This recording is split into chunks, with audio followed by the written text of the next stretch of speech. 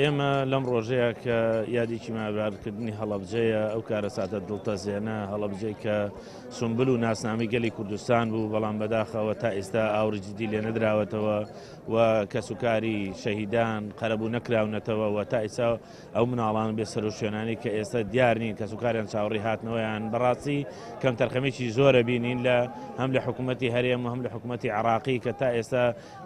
پارێزگابوونی شاری هەڵەبجە بەڕەوا نابینێ بۆیان بۆیە لێرەدەوە ئێمە هاوخەموو و هاوسۆزی خۆمان بۆ کەسوکار و هەڵەبجەیە سەربەرزەکان دەرەبڕین پێیانەڵین بە هەموو شێوەیەک هاوبەشی خەمتانین. سەبارەت بە یادی کوردستان بە یادی نەورۆز ئێمە بڕیارمان داوە کە هەمومان بە شێوەیەک لەسەر قەڵای کوردستان بە ئاڵای کوردستانەوە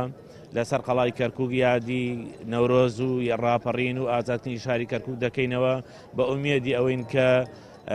هەموو دانیشتوانی شاری کەرکووک بێن باشدار بن لەگەڵمانە و چاومان لەوە نەبێ ئیسفزازی هیچ کەس و لایەنێ بکەین. ئێمە خۆمان میلەتێکی ستەم لێکراوین بەڵام دڵنیار بن ستەم لە هیچ کەسێکش قبوڵ ناکەین.